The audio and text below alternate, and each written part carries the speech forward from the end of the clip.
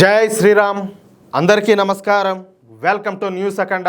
నేను మీ కస్తూరి శ్రీధర్. మిత్రులారా, అమెరికా అలాగే ఇజ్రాయెల్ సంయుక్తంగా కలిసి ఇరాన్ పైన దాడులు చేయడంతో మొన్న ఫిబ్రవరి 28న గల్ఫ్ యుద్ధం అనేది మొదలైంది. దీనిని ఇజ్రాయెల్ వచ్చేసి ఆపరేషన్ రోరింగ్ లైన్ అని, అమెరికా వాళ్ళు ఆపరేషన్ ఎపిక్ ఫ్యూరీ అని చెప్పేసి పేర్లు అయితే పెట్టుకున్నారు. ఈ దాడులు పశ్చిమాసియాలో అత్యంత తీవ్రమైన ఉద్రిక్తతలకైతే దారితీసినాయి. ఫిబ్రవరి 28న అమెరికా ఇజ్రాయెల్ వందలాది యుద్ధ విమానాలతో ఇరాన్లో ఉన్నటువంటి అణు కేంద్రాలు అలాగే సైనిక స్థావరాలపైన మెరుపుదాడులు అయితే చేశాయి. ఈ మొదటి రోజే ఇరాన్ సుప్రీం లీడర్ అయినటువంటి ఆయతుల్లా అలీ ఖమేనీ నివాసం పైన జరిగినటువంటి దాడిలో ఆయన చనిపోయినాడు. దీనికి స్పందనగా ఇరాన్ వాళ్ళు ఆపరేషన్ ట్రూ ప్రామిస్ 4 పేరుతో ఇజ్రాయెల్ అలాగే గల్ఫ్ దేశాలలోని అమెరికా సైనిక స్థావరాలపైన వేలాది క్షిపణులు డ్రోన్లతో దాడులు చేసింది. అంతేకాకుండా ఇరాన్ తన భూభాగం పైన అమెరికా అలాగే ఇజ్రాయెల్ దాడులకు నిరసనగా ఫిబ్రవరి 28వ తేదీన హోర్ముజ్ జలసంధిని మూసేస్తా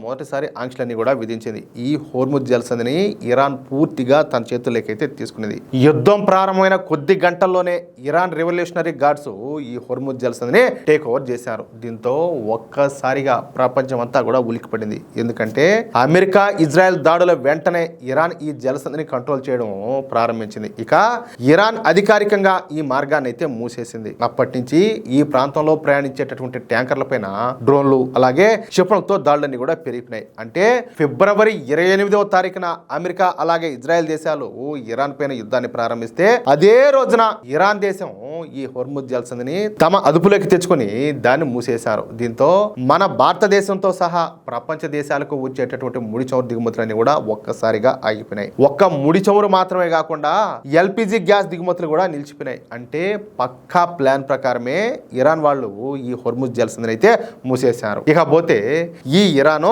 ఈ హోర్ముజ్ జలసంధిని మూసివేయడంతో వెంటనే మన భారత ప్రభుత్వం రష్యా నుంచి పెద్ద మొత్తంలో ఈ ముడి చమురును కొనుగోలు చేయడం మొదలుపెట్టింది. అంటే మార్చి 3వ తారీఖు నుంచి భారత రష్యా నుంచి పెద్ద మొత్తంలో ఈ ముడి చమురునంతా కూడా కొనుగోలు చేయాలని చెప్పేసి నిర్ణయించడమే కాకుండా మార్చి 4వ తేదీన రష్యా అధినేతలతో చర్చలు జరిపి మార్చి 5వ తారీఖున ముందస్తుగా అడ్వాన్స్ కూడా చెల్లించినారు. ఎవరు?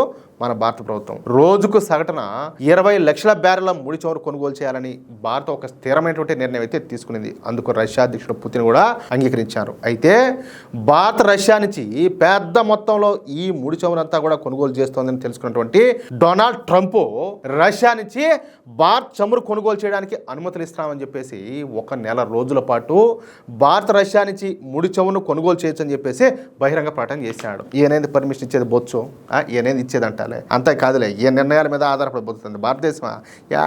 కాదులే, ఏ లోకంలో ఉంటున్నారు వీళ్ళంతా కూడా పిచ్చి ముండా కొడుకులు.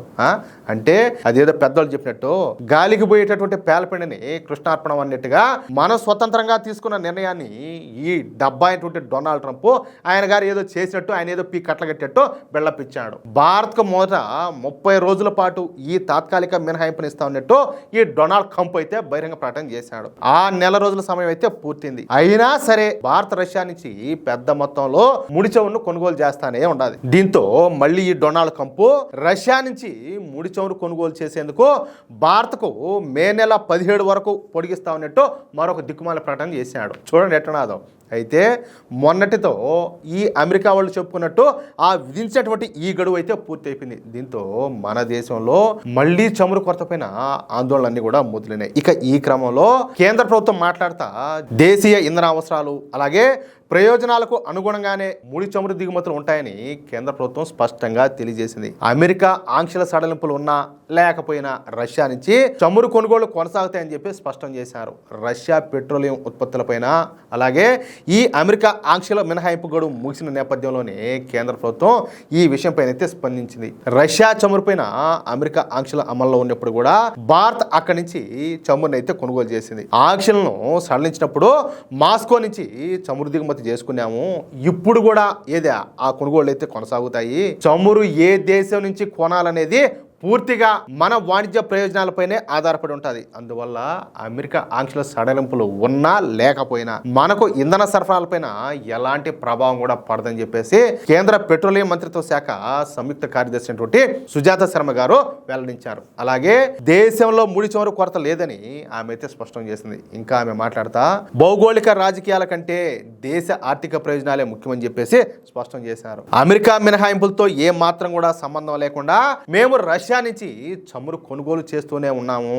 గడువుకు ముందు, గడువు సమయంలోనూ ఇప్పుడు కూడా మా వ్యూహం అయితే మార్పు లేదు. కేవలం వాణిజ్యపరమైనటువంటి లబ్ధిని బట్టి మా నిర్ణయాలన్నీ కూడా ఉంటాయి తప్ప ఇతర ఆంక్షల వల్ల కాదని చెప్పేసి ఆమె అయితే స్పష్టంగా పేర్కొన్నారు. దేశానికి అవసరమైనటువంటి ముడి చమురు నిల్వలను ముందే ఆర్డర్ చేసుకున్నామని, ఎలాంటి కొరత వచ్చేటటువంటి అవకాశం లేదని ఆమె అయితే భరోసా ఇచ్చారు. దీంతో ఒక్కసారిగా అటు డొనాల్డ్ ట్రంప్కు, ఇటు ఆయన ఆయన ఆయన ఏ పాట పాడితే ఈయన ఆ పాట పాడుతూ ఉంటాడు కదా ఒక ఆయన, ఎవరా రాహుల్ బాబా, అపర మేధావి మహాజ్ఞాని, ఈ రాహుల్ గాంధీకి కూడా ఒక భారీ షాక్ అయితే తగిలినట్టయింది. ఇన్నాళ్ళు కూడా ఈ డొనాల్డ్ ట్రంప్ మాటను మోడీ గారు వింటున్నారని ప్రచారం చేసినటువంటి ఈ రాహుల్ బాబాకు ఇప్పుడు కేంద్ర ప్రభుత్వం ఇచ్చేటువంటి ఈ ప్రకటన ఒక అసినిపాతంలాగా తాకింది. ఇక రాహుల్ బాబా ఏం మాట్లాడతాడో చూడాలా. ఏం మాట్లాడతాడో, ఇది కాకపోతే ఇంకోటి మాట్లాడతాడు. చేసేది ఏమిలే, వీళ్ళ వల్ల దేశానికి ఎటువంటి ప్రయోజనం లే, నోటికి ఏది వచ్చి అది వాగడమే అంతే.